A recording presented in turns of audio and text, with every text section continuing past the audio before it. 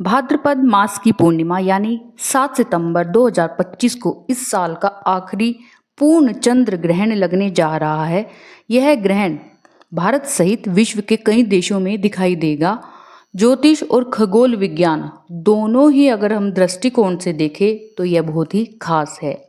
चंद्र ग्रहण का आरंभ रात को 9:58 पर होगा और इसका मध्यकाल रात्रि 11:41 पर रहेगा और समाप्ति रात 1:27 पर होगी। इस तरह यह ग्रहण जो है तकरीबन 3 घंटे 28 मिनट तक चलेगा। भारत वर्ष में चंद्र ग्रहण दिखाई देगा, जिस वजह से सूतक काल भी मान्य होगा। चंद्र ग्रहण शुरू होने से 9 घंटे पहले सूतक लग जाता है। सूतक के दौरान किसी भी प्रकार का धार्मिक कार्य नहीं किया जाता है और मंदिरों के कपाट भी बंद हो जाते हैं। तो दोस्तों, ये जो चंद्र ग्रहण है, ग्रहण कोई भी हो, सूर्य ग्रहण हो या फिर चंद्र ग्रहण हो, इसमें अगर हम कोई भी नाम जप कर ले तो वो सिद्ध हो जाता है। आज की वीडियो में हम इसी बारे में बात करेंगे। नमस्कार, मेरा नाम है मेघा और आप मुझे देख रहे हैं आपके अपने YouTube चैनल एस्ट्रो मेघा पर। मैं सेम वीडियो अपने दूसरे चैनल एंजल मेघा पर भी डालने वाली हूं। अगर आपने वो भी सब्सक्राइब कर रखा है तो आप वहां पर भी देख सकते हैं। अगर नहीं किया है तो आप ये मेरे दोनों चैनल्स है एस्ट्रो मेघा और एंजल मेघा, इन दोनों को सब्सक्राइब कर लीजिए। इन पर मैं भिन्न भिन्न प्रकार के मंत्रों और अलग अलग रिचुअल्स के बारे में बताती रहती हूँ। तो आप ये जो चंद्र ग्रहण है, इसमें आपको करना क्या क्या है मैं वो आपको बता देती हूँ। आज की वीडियो में हम जानेंगे शाबर मंत्र के बारे में। जी हाँ, शाबर मंत्र वो मंत्र होते हैं जो ऑलरेडी सिद्ध होते हैं, बस आपको उनका जप करना होता है ग्रहण में। वैसे तो मंत्र सिद्ध करने में किसी किसी मंत्र में महीना लग जाता है, 40 दिन लगते हैं और किसी किसी को सिद्ध करने में 1-1 साल तक भी लग जाता है। लेकिन जो ग्रहण का समय होता है, वो चाहे सूर्य ग्रहण हो या चंद्र ग्रहण हो, इसमें अगर आप मंत्र पढ़ लेते हैं तो वो सिद्ध हो जाते हैं और वो आपकी जीवन पर्यंत आपकी रक्षा करते हैं। अगर वो रक्षा मंत्र है तो रक्षा करते हैं, वो किसी भी प्रकार का मंत्र है वो सदैव आपके साथ रहते हैं। लेकिन ध्यान आपको ये रखना होता है कि कभी भी अगला जब ग्रहण आता है तो वो झूठा पड़ जाता है, यानी कि आपको वो दोबारा से जप करना होता है और उसे दोबारा से सिद्ध करना होता है। साल पर्यंत तक आपको ये मंत्र जपते रहना चाहिए और कभी भी कोई भी काम में आपकी बाधा आए तो इन मंत्रों का साथ आपको ले लेना चाहिए। जैसे अगर किसी को नज़र लग जाती है, आप उसमें भी इन मंत्रों का यूज़ कर सकते हैं, या फिर कोई आप संकट में पड़ गए हैं तब भी इस मंत्र का यूज़ कर सकते हैं। तो आइए जानते हैं शाबर मंत्रों के बारे में। तो पहला जो शाबर मंत्र है वो है श्री हनुमान जी का। तो ये जो शाबर मंत्र है, अगर आप इसको सुन के अच्छे से याद कर लेंगे तो ज़्यादा बेहतर रहेगा। ऐसा कहा जाता है कि ये सुनकर ही याद किया जाता है और इसको जप किया जाता है। अगर आप लिखना चाहे, आपको याद नहीं हो रहा है तो आप थोड़ा लिख लीजिए और उसको आप याद करके जप कर लीजिए, तो वो आपका मंत्र सिद्ध हो जाएगा। जब आप उसको बार बार रिपीट करेंगे तो वो ऑलरेडी आपको याद हो ही जाएगा। तो मंत्र कुछ इस प्रकार है। ओम हनुमान पहलवान, वर्ष 12 का जवान, हाथ में लड्डू मुख में पान, आओ आओ बाबा हनुमान, ना आओ तो दुहाई, महादेव गोरा पार्वती की, शब्द साचा पिंड काचा, फुरो मंत्र ईश्वरो वाचा। मैं एक बार और आपको बता देती हूँ।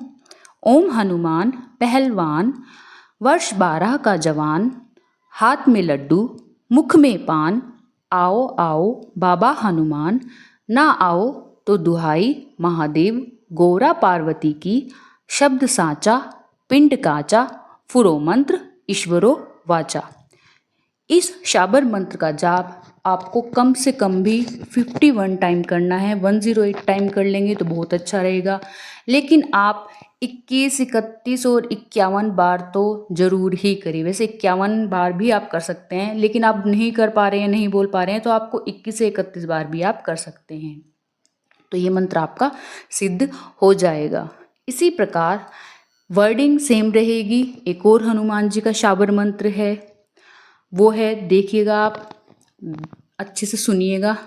ए हनुमान 12 वर्ष का जवान, हाथ में लड्डू मुख में पान, हाँक मारत आए बाबा हनुमान, मेरी भक्ति गुरु की शक्ति, पुरो मंत्र गोरख वाचा।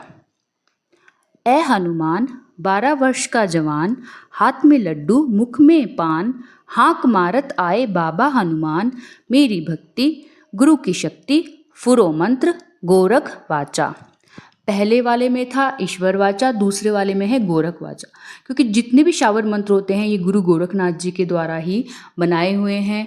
और हनुमान जी को इसमें श्री राम जी की दुहाई भी देते हैं, माता पार्वती और शिव जी की भी दुहाई देते हैं, और गुरु की शक्ति की भी दुहाई देते हैं। तो जब हम हनुमान जी को या कोई भी शक्ति है, माँ काली का मंत्र है, भैरव जी का मंत्र है, हनुमान जी का मंत्र है, उनको दुहाई दी जाती है उनके इष्ट की, तो ये मंत्र और भी ज़्यादा पावरफुल हो जाते हैं।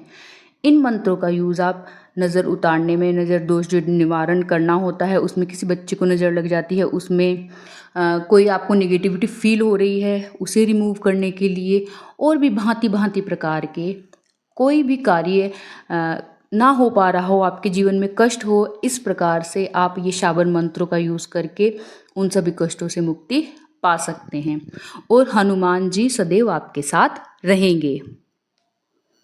इसके अलावा मैं एक और आपको शावर मंत्र बता रही हूँ। जब कोई भी जोखिम भरा काम आपको करना हो, या फिर आपको अपनी सुरक्षा के कोई साधन अपने साथ रखना हो, तो इस प्रकार का जो शाबर मंत्र है वो भी आप जप सकते हैं, कर सकते हैं। ये जो एक मंत्र है, ये जो है मंत्र मैं आपको अभी बताने वाली हूँ, ये बहुत ही अच्छा दिव्य मंत्र है। आप अगर ये करेंगे तो ये समझिए कि जो रक्षा का दायित्व होगा वो स्वयं भैरव भगवान के ऊपर होगा। और वैसे तो ये मंत्र अगर आप इसमें करेंगे, ग्रहण के टाइम पे करेंगे तो बहुत ही अच्छा होता है, लेकिन आप कोई भी शुभ तिथि हो, जैसे कि दिवाली आ गई, होली हो गई, या कोई और अक्षय तृतीया हो गई, जो शुभ दिन होते हैं उसमें शुभ समय पर बैठकर भी आप इसको जप सकते हैं, सिद्ध कर सकते हैं। तो जो मंत्र है मैं आपको बता रही हूँ भैरव भगवान का है।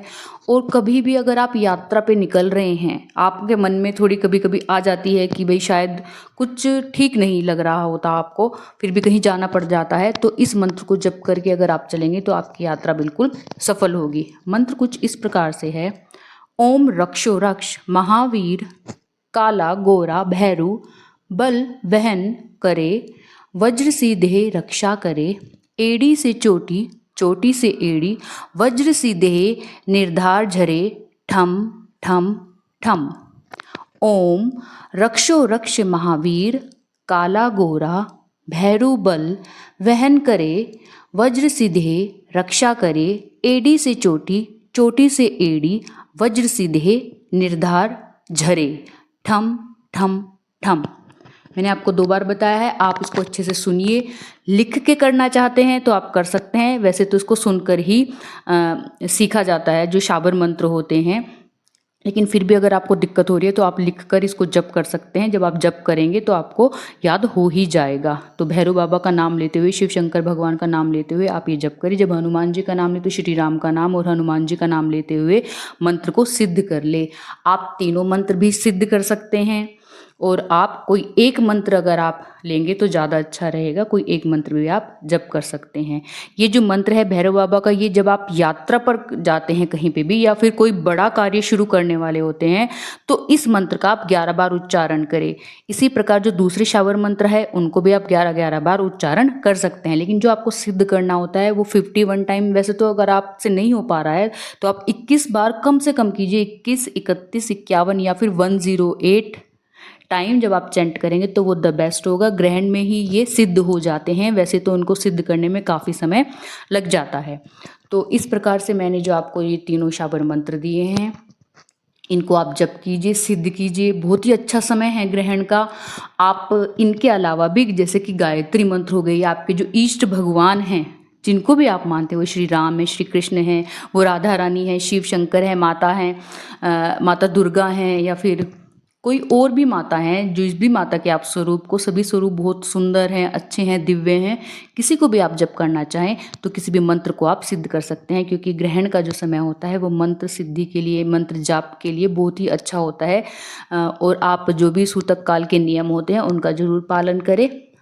आप के पास बहुत ही अच्छा समय है ये मंत्र सिद्ध करने का। घर में रहें, क्योंकि ये यात्रा के लिए भी थोड़ा अशुभ समय ही माना गया है, तो यात्रा कम से कम करें। अगर कोई सर्जरी आपको करवानी है तो इस दौरान यानी कि 9 सितंबर तक जो टाइम पीरियड है 6 से 9 तक, इसको वैसे तो 1 तारीख से 9 तारीख तक है, लेकिन अभी क्योंकि टाइम पीरियड निकल चुका है 4-5 दिन का, तो इन जो ये तारीखें आ रही हैं 9 सितंबर तक, कहीं दूर की यात्रा हो उसको अवॉइड करें, सर्जरी करानी हो आपको उसको अवॉइड करें, घर से बाहर निकलना थोड़ा सा कम करें, मतलब इस चीज़ को ध्यान रखें।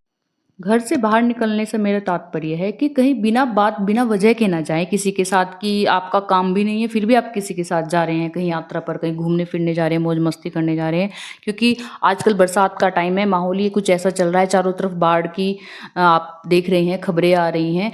तो जो भी बाढ़ पीड़ित प्रदेश हैं उन सब के लिए आप प्रार्थना करिए कि भाई सबको राहत समय पर पहुँचे, सब एक दूसरे की सहायता करें। तो इस प्रकार की जो ये चिंता है इसमें आप मन लगाइए, जप में ध्यान लगाइए, प्रभु में ध्यान लगाइए, और सबके लिए आप शांति की प्रार्थना कीजिए और सबकी सेहत के लिए आप प्रार्थना कीजिए। जो भी आपदा आ रहे हैं, जो प्राकृतिक आपदाएं आ रहे हैं, इसके लिए भगवान से आप अपनी विनती कीजिए कि हे प्रभु अब बहुत हो गया है, आप कृपा करके हम सभी से जो कोई भूल चूक होगी हो उसे आप क्षमा कीजिए। तो इस प्रकार से आप भजन कीजिए, कीर्तन कीजिए, ध्यान लगाइए, जप कीजिए। ये जो टाइम है ये भी निकल जाएगा प्रभु का आप ध्यान करेंगे तो इस प्रकार से मैं आपसे अब विदा लेती हूँ। मिलते हैं आपसे अपनी अगली वीडियो में, कुछ ना कुछ आपके लिए नया लेके आऊँगी।